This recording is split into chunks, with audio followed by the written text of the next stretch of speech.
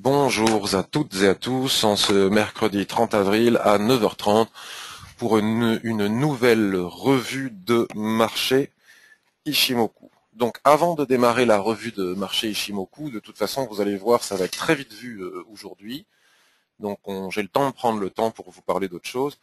Par rapport aux questions techniques qui m'ont été posées hier, le fait que ce soit saccadé, même quand vous regardez ensuite en différé sur YouTube, suite à une petite enquête sur Twitter, ça dépend des gens. Il y a des gens pour qui c'est extrêmement fluide et il n'y a aucune saccade.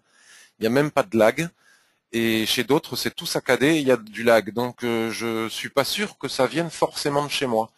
Il est peut-être pas impossible que ça vienne de votre propre connexion Internet, ordinateur, carte graphique, enfin, je ne sais pas. Enfin bon, voilà, moi je suis pas très fort en informatique, je me débrouille, mais de là à trouver des solutions normalement, j'ai un bon débit internet. Je pense, pas toujours, là je l'ai pas fait, à fermer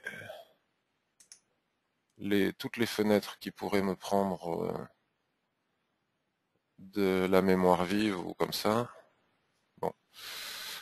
Et donc ça vient pas forcément de chez moi. Donc je voulais vous parler aussi du forum. Vous savez qu'on a le site est divisé en deux parties. Il y a le site, on va dire, principal, comme celui que vous avez ici à l'écran, dans lequel vous pouvez trouver toute une série de tutos pour apprendre à utiliser Ishimoku par vous-même. Si ça vous ne suffisait pas, je fais des formations, je fais aussi du coaching à l'heure. Si vous avez des doutes, plutôt que de réalimenter sans arrêt votre compte comme dans un puits sans fond, vous pouvez vous payer une formation d'1 heure de coaching juste pour alimenter. Certains le font. Bientôt, je vais recevoir, je ne le dis pas parce que un membre parmi nous qui se déplace à Bordeaux à mon bureau va faire une petite heure de coaching. D'autres fois, ça se fait par Internet, ça peut être une formation plus complète, ça peut être Ishimoku et les chandeliers japonais, les volumes, enfin, on peut tout étudier. Et je fais aussi des formations collectives à 65 € seulement, et franchement, il vaut mieux des fois dépenser 65 € que de réalimenter son compte sans arrêt quand on perd de l'argent en trading. Après, je voulais surtout vous parler de la partie forum. Pour vous demander un service, vous n'avez aucune obligation. C'est très clair que vous n'avez aucune obligation. Mais par contre, on peut effectivement installer une relation de donnant-donnant, de confiance. Ça me rappelle un peu toujours Ségolène Royal quand je dis ça, le donnant-donnant. Bon, donc pas la Ségolène Royal qui interdit les décolletés dans son ministère, ça m'a fait beaucoup rigoler ça aussi. Euh, mais vraiment une vraie relation donnant-donnant. Vous voyez, je propose pratiquement tout gratuitement, je passe des heures gratuitement parce que ça me passionne, hein, pas pour être redevable de quoi que ce soit. Donc je fais des blogs, des revues de marché comme celle de ce matin, des forums. Je n'ai que la partie formation qui est payante et encore j'en fais très très très très peu puisque comme je dis quasiment tout gratuitement, parfois il y a des gens qui arrivent aussi tout seuls sans formation. Mais enfin ceux qui font des formations y arrivent quand même plus vite, j'ai remarqué. Donc ce que je voulais vous demander en contrepartie et sans obligation, c'est de bien vouloir vous intéresser au forum et notamment répondre aux gens qui y écrivent. Vous voyez, parce que moi je peux pas être partout. Donc quand vous arrivez sur le forum, vous cliquez sur voir les sujets actifs, voilà, et là vous tombez sur la page de tous les sujets qui n'ont pas eu encore de réponse. Donc vous voyez, ce matin, j'ai répondu à toutes ces personnes et je m'aperçois qu'il y a des gens qui posent des questions simples, très simples, et si je n'y réponds pas, alors je sais plus où c'est, mais si je n'y réponds pas, leur question peut rester, par exemple sur le volume, comment afficher le volume, peut rester sans réponse pendant des jours et des jours et des jours sans que personne vienne y répondre. Donc c'est vachement sympa si vous avez, alors là par exemple, le 26 avril, il y a quelqu'un qui a écrit, on est le 30, personne ne lui a encore répondu. Bon voilà, Trias, il a fait une analyse DAX le 26 avril, il n'a toujours pas de réponse. Vous voyez, moi, je peux pas être partout, donc si vous pouvez répondre aux membres, notamment même leur présentation quand ils se présentent sur le site, ou juste dire coucou, merci, c'est sympa, voilà ce que j'en pense. Franchement, je vous le dis, c'est énorme et vous allez beaucoup m'aider. Bon, maintenant que j'ai raconté tout ça, revenons sur le marché. Alors, le marché, je vous disais que la revue de marché allait être vite vue, parce que vous devez le savoir, donc on va pas afficher le calendrier économique, parce que je pense que tout le monde... Alors, attendez, parce que quand c'est pas les enfants, c'est le chat. Alors, il est avec nous souvent, ce chat, hein. Allez, voilà, un de moins. Donc, si on lit le calendrier économique, on s'aperçoit qu'aujourd'hui est une journée très chargée en statistiques extrêmement importantes. en ce qui concerne les PIB. PIB américain, PIB canadien, enfin bon, et j'en passe, enfin il y a toute une série de statistiques aux alentours des 14h, 14h30, qui font qu'à mon avis, le marché ne va pas bouger d'ici là, et qu'on risque d'avoir un fort décalage, donc à partir de 14h30, 15h, il faudra peut-être même attendre l'ouverture du marché américain, 15h30, et surtout ne pas se précipiter, hein, parce que comme on est quand même, c'est tendu. Ce que je peux dire, c'est que c'est très tendu. Nous sommes sur des niveaux de résistance, par exemple, si on prend l'euro USD ou le GBP USD. Voilà, là, je suis en position sur le GBP USD, je suis à la vente. Je vais vous expliquer pourquoi après. C'est un peu culotté. Hein. C'est un peu culotté. Je sais pas comment on fait. Montrer l'historique de trading. Montrer gain-perte. Bon, celui-là, c'est bon, on l'a vu, c'est celui que j'avais perdu l'autre jour. Bon, bref, je sais pas comment l'enlever. Bon, peu importe, il reste en position. Donc, si on est sur l'euro USD, par exemple, on en a parlé plein de fois, donc je voudrais pas être redondant et répétitif, parce que sinon, elles vont être chiantes, mes revues de marché. Mais comme ça bouge pas, je suis forcément répétitif. Vous voyez, là, sur euro USD, sur le mensuel, Shinku, elle est sur sa SSB, les prix sont proches de leur SSB. On est sur des niveaux extrêmes, hein. Ça ne passe pas, ça pourrait passer, mais ça ne passera peut-être pas, on n'en sait rien. Donc ce que je sais, c'est que les particuliers sont très massivement à la vente sur l'euro USD, très massivement à la vente sur le GBP USD, qui lui aussi, vous voyez, on a tracé les résistances sur le mensuel, les extensions de SSB de Kijun, hein, consécutifs, puis la résistance majeure ici. Donc on est bon, j'ai beau vouloir la cacher, l'étiquette là, je ne peux pas la cacher. On est sur des niveaux extrêmement importants. Donc qu'est-ce qui va se passer? Franchement, je sais pas, c'est extrêmement tendu, c'est pas n'importe quoi comme résistance. Donc on est nombreux, et moi-même j'avoue que je ne sais pas exactement pourquoi en réalité. Peut-être que on s'auto-influence les uns les autres quand on lit des analyses des autres, etc. On est nombreux à penser qu'on va casser par le haut. Mais finalement, je me suis remis en question hier. Bon, donc tout ça pour dire qu'à mon avis, il ne faut pas trader.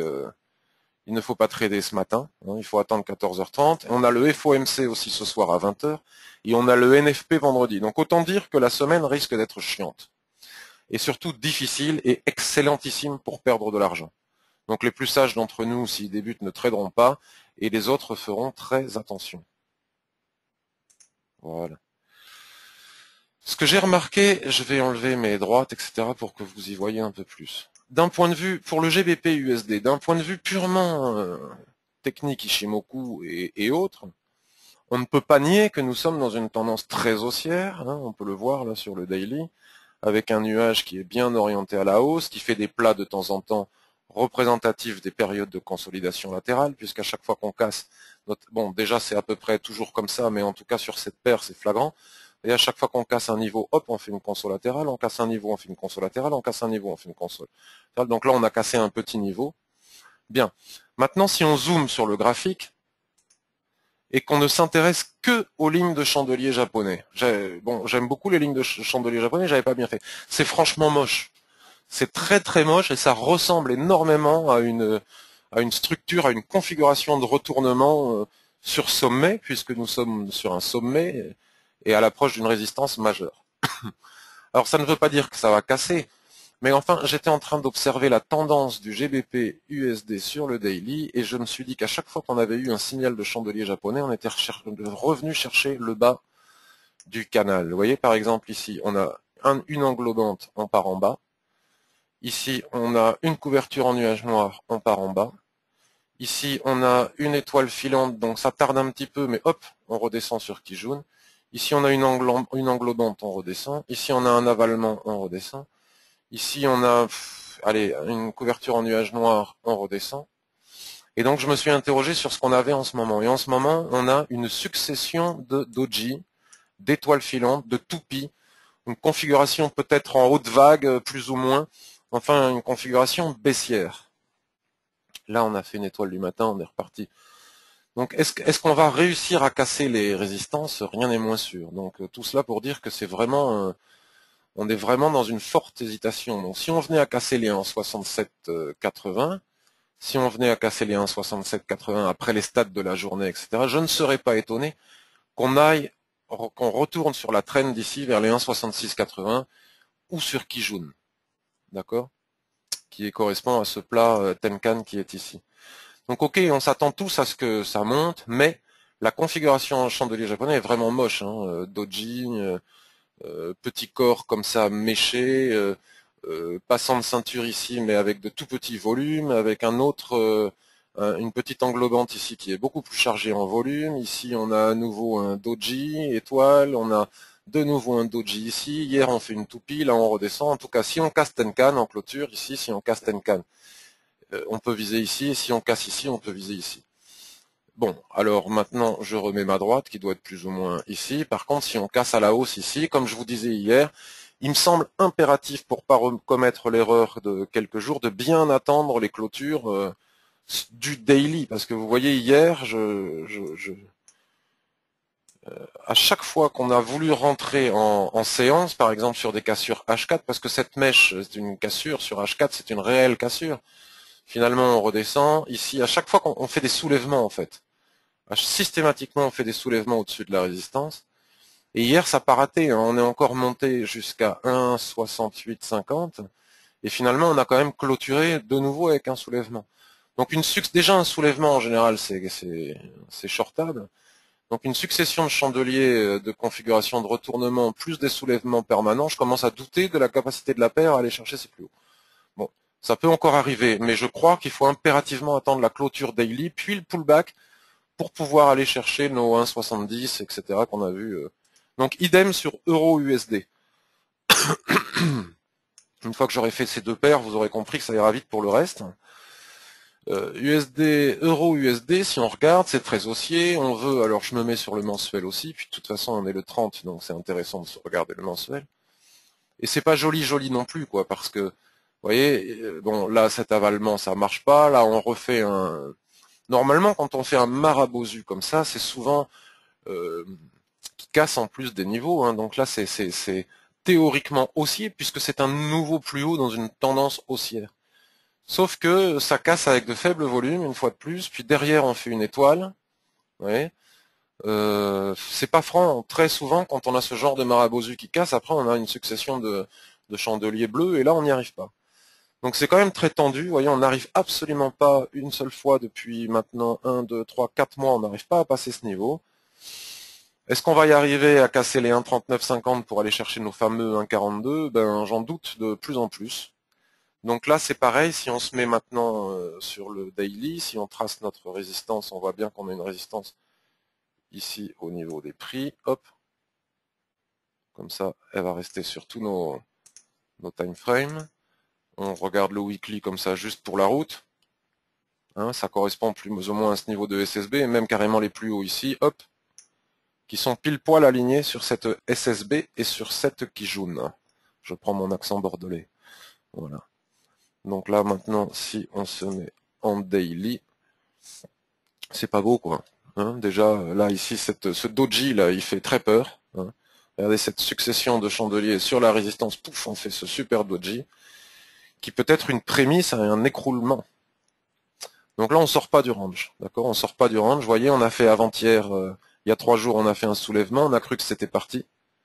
Moi, je suis rentré dedans, comme pour le GBP USD, je me suis fait avoir. Hein, je suis rentré sur K sur H4, je me suis fait avoir, j'ai perdu le trade. Ici, c'est pareil. Donc, si jamais on venait à casser, moi maintenant, j'attends la clôture daily. De toute façon, forcément, ça passera pas comme dans du beurre ici. Donc, on est qu'à 100 pips, 50 pips. On viendra se réappuyer. Kijun, elle baisse de plus en plus. Elle est même plus à l'équilibre au milieu du range. Vous voyez, elle baisse de plus en plus.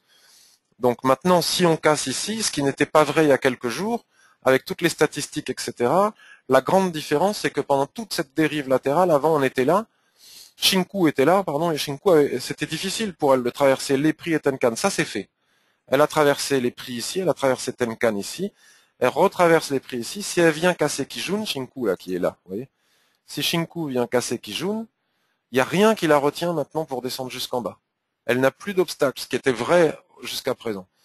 Donc cela veut dire que si l'on casse le range par le bas, qui est soutenu par un plat Tenkan ici, plus un plat Kijun ici, Shinku n'a plus d'obstacle, puisqu'à ce moment-là, elle aura cassé sa Kijun, elle n'a plus d'obstacle jusqu'au moins 1,3722. Donc si on casse les 1,3785, on va dire, en clôture, on peut viser les 1,3725. Puis voir, pourquoi pas, ensuite les 1,3683. Donc mon sentiment baissier commence à prendre le pas sur mon sentiment haussier. En réalité, j'en sais rien. Mais en tout cas, à la configuration des chandeliers, je me dis c'est vraiment pas beau. Et c'est quand même une config magnifique qu'on voit sur les livres de Nissan. Regardez cette succession, bien qu'il soit au milieu d'un range, avalement ici. Tant qu'on est dans le range, ça ne veut pas dire grand-chose, mais ça a quand même une signification. Donc si on vient casser ici, on attend le pullback. Si on vient casser ici, on peut attendre le pullback et on vise le bas. En tout cas, on ne fait rien avant les stats, bien évidemment. On n'a pas besoin de se précipiter, parce que même si ça descend fort, tôt ou tard, il y aura un pullback. Puis si ça descend vraiment sans nous, ben, ça veut dire qu'une nouvelle tendance baissière va s'installer, et il y aura de toute façon à un moment ou à un autre des replis sur les trends qui nous permettront de rentrer en position. Donc pas de précipitation. AUD USD vite fait. AUD USD vite fait, c'est sympa parce qu'on en a beaucoup parlé avec Yvon, qui est souvent fidèle à cette émission et qui nous suit aussi sur Twitter, avec qui on a discuté hier, et qui était tenté de rentrer long, je crois, si j'ai bien compris, à la cassure de Kijun. Mais moi, je disais oui, mais quand même, attention, parce que si on respecte vraiment les signaux d'Ishimoku, on ne peut pas rentrer tant que le filtre du système ne nous le permet pas. Et là, le filtre du système, vous voyez bien qu'il contourne. Il n'arrive pas à passer les prix. Hein. Il n'arrive pas à passer les prix. Et puis aussi, sur le weekly, c'est vraiment pas joli, joli. Sur le weekly, il est impossible, Ishimoku parlant, de se... Regardez, là, Chinku est sous les prix, elle est sous Tenkan, elle est sous Kijun, elle a tout ça à traverser. D'accord?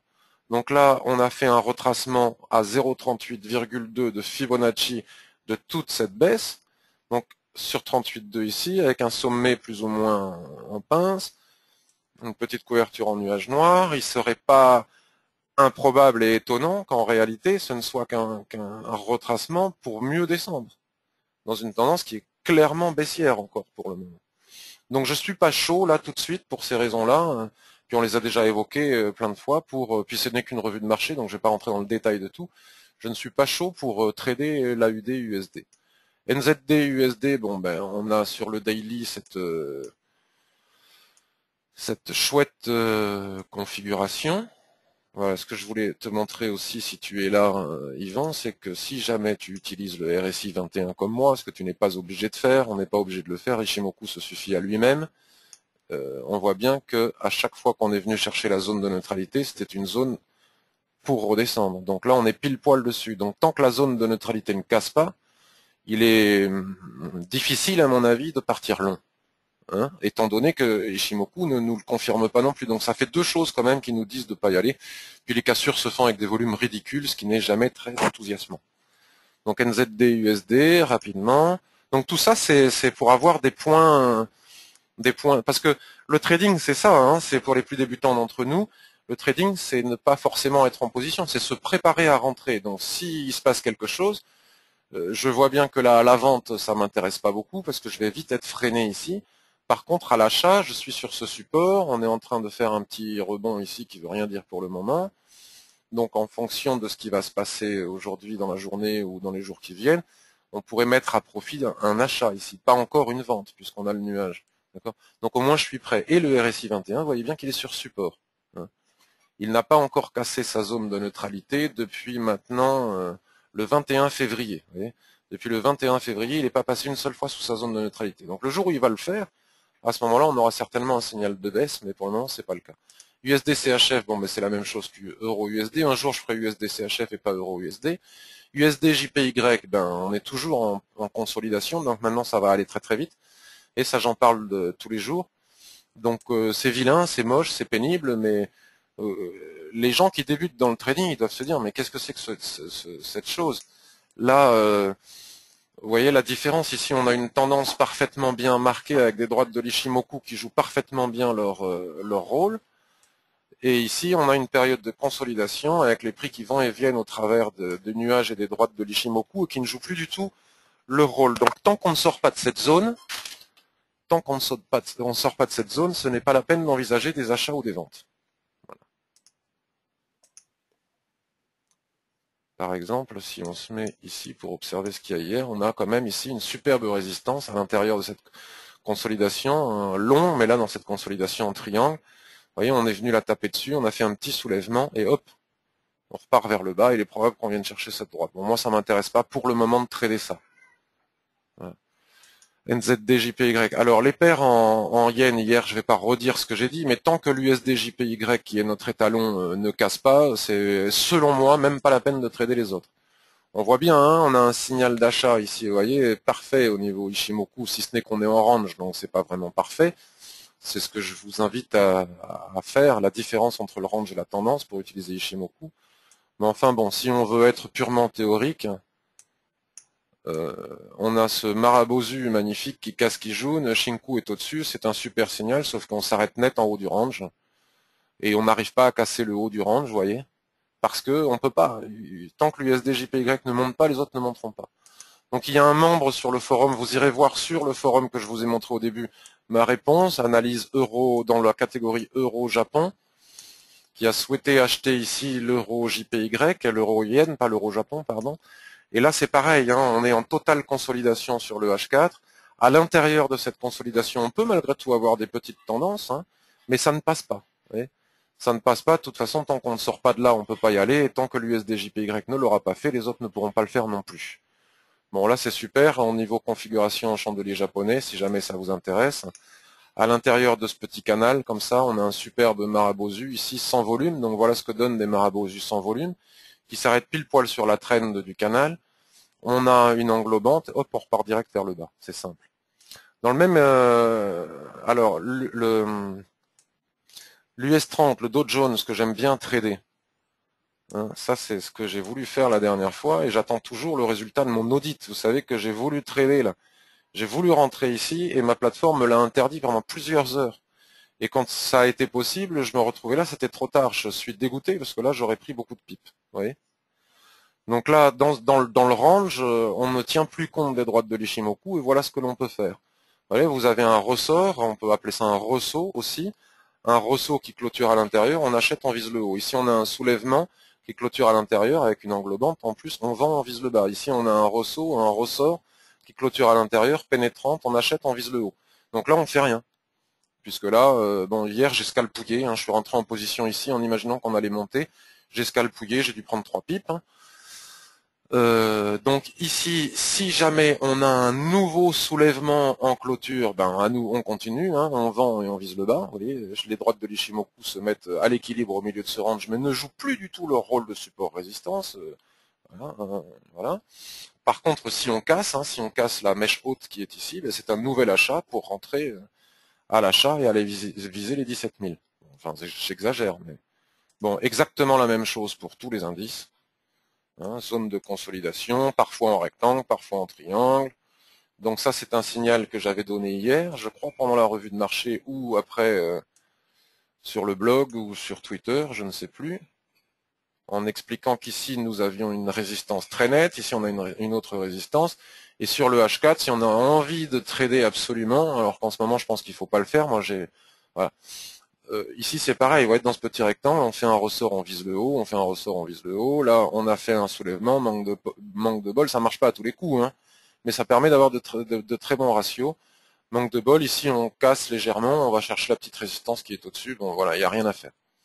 Le CAC, c'est pareil. Alors, le CAC, je vous ai sélectionné ce graphique parce que, d'un point de vue pédagogique, il est super. Hein, quand j'explique dans les formations que tout fait obstacle à Shinku, et je donne beaucoup d'exemples, là, on en a un exemple parfait. Vous voyez, une traîne de la simple borne haute d'un canal haussier est suffisant pour jouer un rôle de support. Vous voyez, à chaque fois que Shinku vient taper le haut de la borne, hop, elle rebondit. Tout ça pour dire que, ça c'est le weekly, tant que Shinku n'aura pas au minimum pénétré la borne, puis passé sous les prix, puisque si elle la pénètre un peu, puis passer sous les prix, c'est même pas envisageable de vendre. Je ne suis pas du tout vendeur sur le CAC 40, même si j'ai bien compris que beaucoup de gens essayent de vendre le point haut depuis des mois et des mois et des mois sans y parvenir. Donc à quoi ça sert de se jeter systématiquement contre le même mur? Je ne dis pas que ça ne va pas arriver, je ne dis pas qu'ils ont tort, ils ont tout à fait raison de vendre des points hauts comme ça. Mais enfin, vu les circonstances, il faut s'abstenir, à mon avis, et attendre d'avoir un signal, au moins du Shinku, ou de... On n'est pas pressé, si ça doit baisser, regardez, on a eu des centaines de pipes à la hausse, on en aura aussi à la baisse. Donc pour le moment, On attend toujours de casser, donc ça peut arriver avec les stats de cet après-midi et notamment, à mon avis, le NFP de vendredi, ou pas, ou pas. Hein, je suis ni pour ni contre, j'en sais rien du tout, je suis factuel. Donc en tout cas, si on casse les 4500, hein, le haut des mèches, hein, j'ai pris le haut des mèches, regardez cette superbe étoile filante, pouf, qui nous ramène sur Kijun. Donc il n'est pas impossible que ça continue. Hein. Si on casse les 4500, on peut éventuellement attendre un pullback ou y aller sur cassure et puis on vise le haut du canal, puis, comme je le dis depuis plusieurs jours, les 4008. Bon, le haut du canal, voilà, hein, on l'a sur le mensuel, il est clair, on vise le haut du canal, puis ensuite les 4008. Voilà. Bon, c'est pareil sur tous les indices. Alors hier, on m'a demandé le FTSE. Alors je trouve pas le FTSE, mais enfin à mon avis c'est un indice. Est-ce que c'est Lucas 100? J'en sais rien, je les ouvre jamais. Donc c'est rigolo parce que on a une sorte de petite tendance pas très jolie là, comme ça. Voilà. À mon avis, on doit pouvoir tracer des triangles de tout. Mais enfin, tant que les prix vont et viennent au travers des nuages, c'est intradable. Bon là, il n'est pas impossible qu'on vienne chercher le haut ici. Enfin, c'est pareil partout. GBP AUD, on en a parlé hier, et je disais que selon moi, il ne fallait pas rentrer à l'achat. Bon, ben voilà, hein, on a eu notre doji, et puis on est en train de repartir à la baisse. Alors ça ne veut pas dire qu'on va pas... Les raisons que je donnais, c'est qu'on avait du... Enfin, je sais plus ce que j'expliquais, mais que sur le mensuel, ou je sais plus quoi. Bon, c'est haussier, hein. C'est haussier dans le sens où on n'a pas réussi à casser Tenkan. Bon, là, on a fait un superbe pendu. Regardez encore une fois les chandeliers japonais. Magnifique pendu, suivi d'un avalement, mais ce n'est pas allé très loin, puisque tant que Tenkan ne casse pas, c'est pas baissier. Le jour où Tenkan cassera, vous voyez, c'est un niveau de support important. On pourra viser Kijun, et là, il y aura des centaines de pipes à prendre. Donc voilà, patience. Mais selon moi, ce n'était pas à acheter non plus parce que nous avions sur le weekly la Tenkan juste au-dessus des prix. Oui. Donc si on casse Tenkan, à ce moment-là, on vise ce point. Mais pour le moment, ce n'est pas le cas encore. Donc c'est délicat d'acheter ici alors qu'il faut mettre le stop en dessous pour un ratio ridicule. L'US dollar FXM, ben, on ne sait pas trop ce qu'il fait. Hein. Il est dans son range comme tout le reste. AUD NZD, pour ceux qui suivent, ben, AUD NZD, c'est simplissime. C'est que quand on voit ça, on ne regarde même pas ce que nous raconte Ishimoku. C'est la première chose à faire, c'est distinguer le range de la tendance. Donc ici, nous sommes dans un range parfaitement bien établi. Paf, paf, paf, paf. Vous voyez, tout ce que je vous disais, soulèvement, on vend, ressort. Voilà, ça c'est magnifique. Ressort sur Doji, on achète, on vise le haut. Magnifique soulèvement, étoile filante, magnifique, on vend, on vise le bas. Bon, là, on n'a pas grand chose à se mettre sous la main. Là, on a eu un mini soulèvement, j'ai failli vendre. Et on est bien en train de baisser. Bon, là, on s'arrête au milieu du range, vous voyez, au milieu du range. Je pensais qu'on allait descendre jusqu'ici pour rebondir, puis voilà. Donc on ne sait pas. Tant que ça ne casse pas, il n'y a pas de signal d'achat, en tout cas. On n'est pas obligé de les trader, les ranges, mais si on ne les trade pas, on attend de casser dans un sens ou dans l'autre pour trader.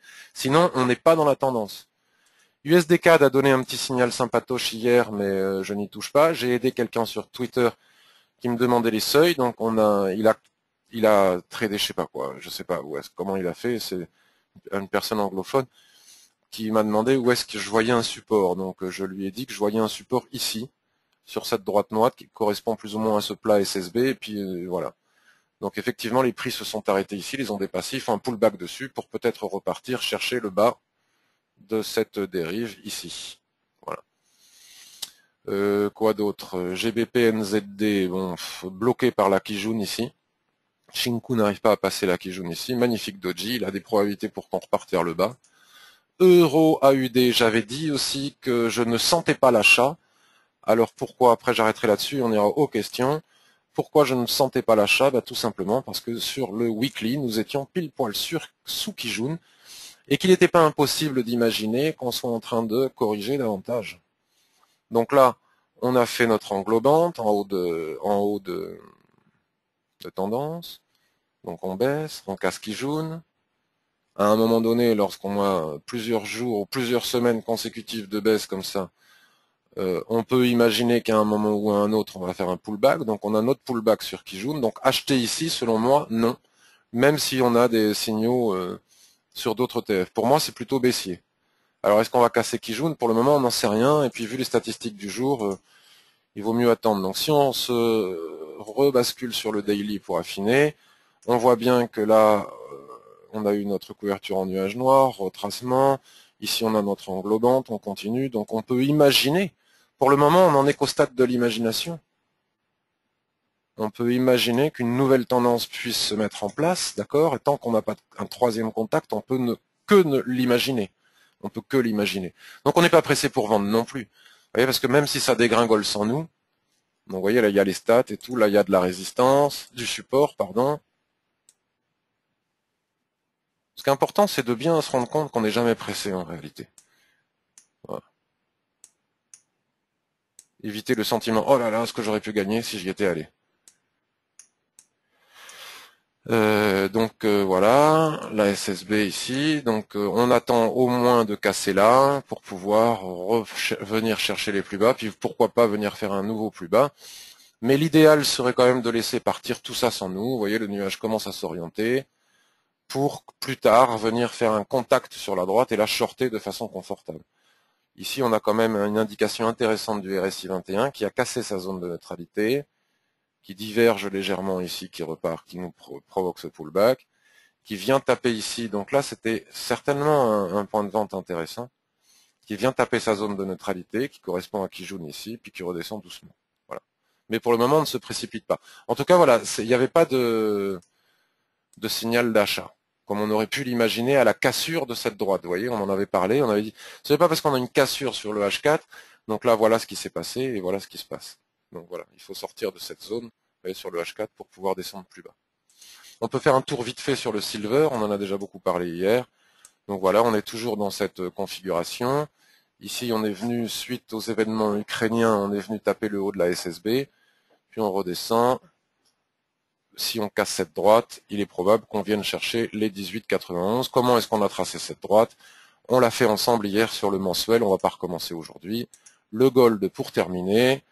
Donc toujours dans sa tendance baissière, sa configuration latérale, on est venu ici, en haut de la borne haute de la configuration latérale que l'on voit bien sur le weekly, on a descendu, quand on descend tôt ou tard, on retrace, on a retracé 50% de Fibonacci sur Kijun ici, et là pour le moment, j'entends de tout sur les forums et internet, mais la seule chose que je vois, c'est qu'on est tout simplement dans une dérive latérale. Donc la probabilité est importante, vous voyez là on a eu comment j'ai dit ça, un ressort, on peut imaginer qu'on revienne chercher le haut du rectangle ici, ou que ça ne marche pas, puisque ça ne marche pas à tous les coups. Si on venait à casser ce rectangle, à ce moment-là, on repasserait baissier. RSI 21 sous sa zone. Voilà. Donc je vais voir si vous avez des questions.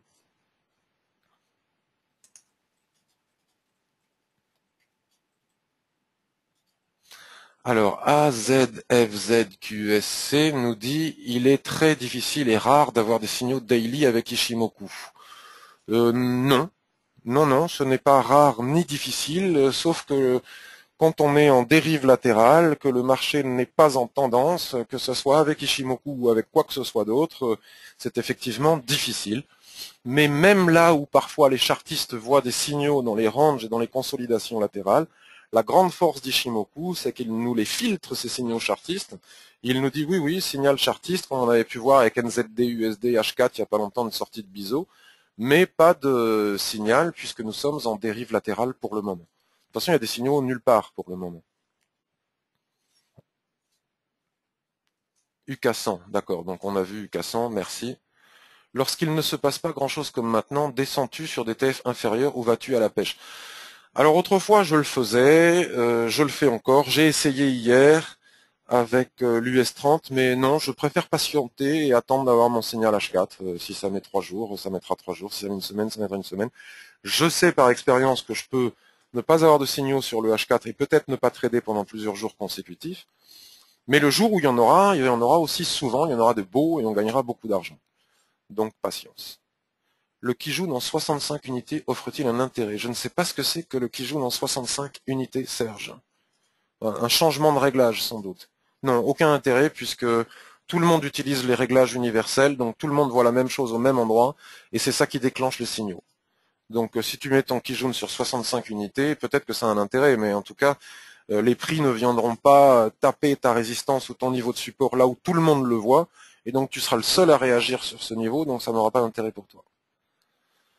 Pourquoi as-tu pris 21 comme paramètre pour ton RSI? Certains utilisent un RSI rapide avec Ishimoku, toi non, quelle est ton idée? Bah, l'idée, c'est celle que je vous ai montrée, hein, c'est le RSI 21 correspond pile poil aux zones et au niveau de l'Ishimoku, donc c'est un filtre supplémentaire. Vous voyez là, la zone de neutralité, elle correspond pile poil à la Kijun.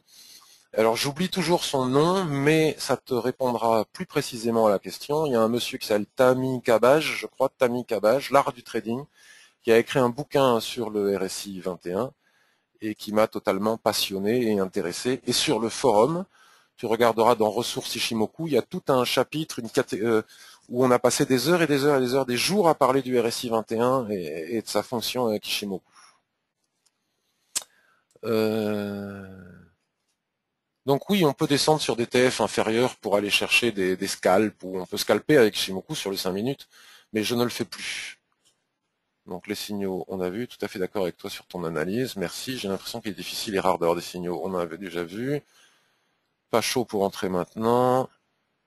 Alain Brignon, il est parti, il disait quelque chose. Meilleur à l'achat AUDNZD, ben non, il n'est pas meilleur à l'achat pour le moment. AUDNZD, on a vu, il est en haut du range, donc voilà. GBP4, bon mais il est parti Alain, donc voilà.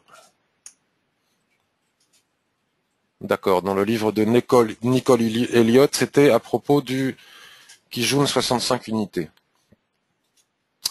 Alors, Gérard, bonjour. En range, puisque les lignes Ishimoku ne sont pas pertinentes, il suffit donc de tenir compte des hauts et des bas du rectangle et d'acheter ou vendre sur un ressort ou un soulèvement. Tout à fait. C'est tout à fait ça. C'est très efficace, ça donne un ratio excellent, un stop serré, et même si on en perd 2 d'affilée, il suffit d'en gagner un pour couvrir 3-4 fois les pertes.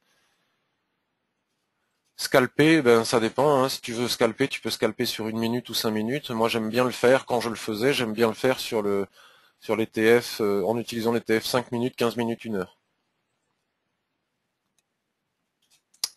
Voilà, donc écoutez, je vous remercie beaucoup d'avoir suivi cette nouvelle revue de marché. Bon, mais je suis désolé, il n'y a pas grand-chose à dire, si ce n'est être le plus factuel possible, bien patient, attendre. En tout cas, ce qui est très intéressant, c'est que nous avons vu ensemble les seuils importants. Et une fois que le marché va décaler, nous saurons comment rentrer, où fixer nos stops sur ces seuils, comment fixer nos objectifs, parce qu'on les a vus ensemble. Et donc ça deviendra beaucoup plus facile. Il suffit d'attendre, on a notre plan de trading, on a notre plan d'attaque, il suffit d'attendre et ça va finir par venir. Voilà, je vous souhaite tous une excellente journée, j'arrête l'enregistrement.